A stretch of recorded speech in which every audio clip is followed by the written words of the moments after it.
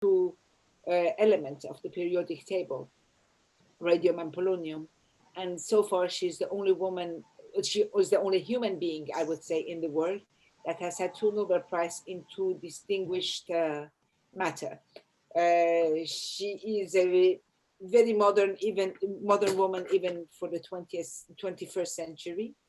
And Marie Curie has always been my model as I grew up. So, sensational woman, I would say. Bueno, te respondo. Marie Curie fue una mujer excepcional, fue una científica, vivió en el siglo XIX y a principios del siglo XX.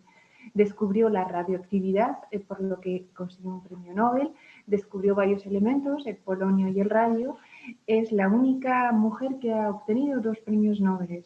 Es un modelo para muchas mujeres y para Marjane dice que es un poco como su madre. ¿Por qué consideras que es importante contar la historia de Marie Curie a través de un flashback? How is it that you consider that it is very important to tell the story of Marie Curie through a flashback? It's not really a flashback, it's a flash forward. It's her story is linear, and then we have some flash forwards about what happened next, because the discovery of Marie Curie actually changed the world. It is not like a, you know, sometimes, I don't know, you discover a fish at the end of the ocean, okay, it's important, but it does not change, you know, the destiny of the world. The discovery of radioactivity completely redraw the shape of the world even today. So it's a major discovery. So it's not possible to talk about her without talking about her science, and it's not possible to talk about her science without talking about the aftermath and the effect that it has had on the world. So this is why. Esta película en realidad es un flashback, pero también es un flash forward, es decir, mira hacia atrás y mira hacia adelante, porque su descubrimiento cambió totalmente el mundo. Si uno descubre un nuevo pez en el mar, pues es importante, pero esto no va a cambiar el mundo. Pero el descubrimiento de Marie Curie cambió el mundo. Entonces no se puede hablar de ella sin hablar de los descubrimientos que hizo y sin hablar de las consecuencias que estos descubrimientos tuvieron. ¿Qué significa para el feminismo la figura de Marie Curie? What is the meaning of Marie Curie for feminism? But Marie Curie is not really, you know, what you call an actual feminist. I mean, she has not been demonstrating. She has not been part of the suffragette. All of that is true. But at the same time, for me, Marie Curie is the best kind of feminist because she's a factual feminist. She does the thing, and by doing them, she shows that not only is she equal to the men, but even most of the time, she's even better than them. Me, myself, I don't believe so much in words. I believe in experience and I believe in action. So, and she has both. She has the experience and the action. So I think for me, not only a matter of feminism, in general, in everything in life, it's better to act than to talk. Bueno, Marie Curie no es en un término exacto una feminista porque ella no formó parte del grupo de suffragettes, no estuvo en manifestaciones, pero en términos reales fue una auténtica feminista porque ella demostró que no solamente era igual que los hombres, sino que era mejor que muchos hombres. Para Marjane la acción es importantísima y ella lo demostró con sus actos. Marjane dice que es mucho mejor actuar que hablar y esto es el ejemplo de Marie Curie. ¿En qué momento te interesaste por esta figura de Marie Curie? ¿Por qué es tan importante en tu vida? In which moment did you take this interest for Marie Curie? Why is she so important in your life? Well, you know, as I grew up, you know, especially my mom, my parents, the idea was like, you know, you have to be an independent woman. So, you know, you have to have some role model. And the two role models that were given to me, that was Simone de Beauvoir and it was Marie Curie. So I grew up with the myth of these two women.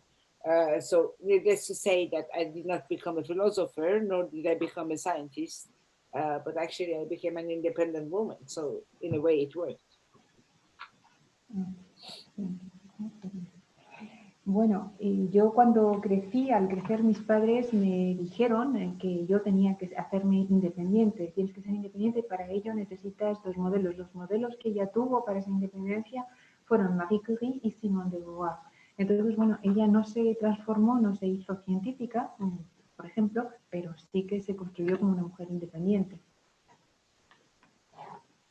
¿Con qué dificultades se encontró Marie Curie a lo largo de su carrera? What kind of difficulty Marie Curie had to face throughout her career? Well, I mean, already, I mean, first of all, I think for her, the biggest difficulty, it was actually to make her science. This is for sure. Because at the time, you know,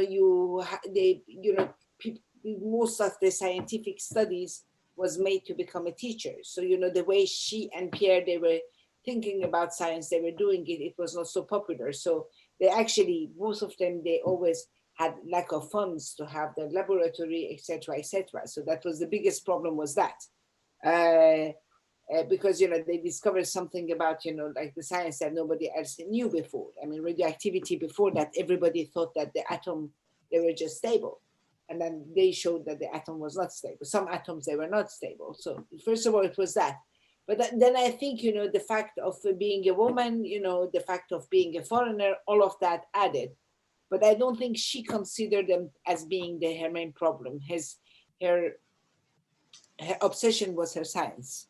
So for her, the biggest deal was, you know, to have, you know, like a great lab and, you know, all of these things, which she had later on, but much later on in her life. Bueno, lo primero de todo, para Marie Curie la gran dificultad fue hacerse científica, porque, bueno, estudiar ciencia y lo normal, las pocas mujeres que estudiaban ciencia, es que luego se dedicaban, eran profesoras. Y ella era una científica y necesitaba un laboratorio y trabajar como científica. Ella logró demostrar que hasta entonces pensaba que el átomo era estable y ella logró demostrar que el átomo no era estable, o por lo menos no todos los átomos eran estables. Sí tuvo las dificultades en su época de ser extranjera, era polaca, de ser una mujer, pero para ella su gran preocupación, su foco de atención era la ciencia. ¿Por qué crees que es importante contar en estos momentos la historia de Marie Curie? Why do you think it is important to tell the story of Marie Curie just now, right now, at this moment?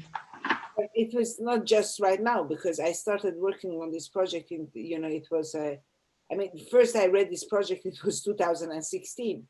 And then I made the film, it was 2018. So, you know, I mean, it's a long time ago.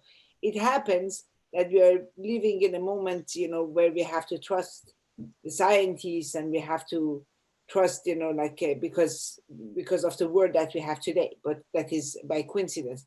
But I think any story said in another angle, in a new version, with another point of view, always is good to be told, because, you know, you don't have like I don't know, 500 different kind of stories. You have basically 6 kind of stories. So that is one of them. And why tell the story of Marie Curie again? Well, because it's a great script. And the great script actually makes that it gave a new point of view. It has never been made a film about Marie Curie and truly her science and the aftermath of her science. Every film that has been made was about this sensational woman, the muse of Pierre Curie, oh, crying, being emotional. It was not so much about her science. And the most important is that, because she's a scientist. She's not a lover first. She's first a scientist.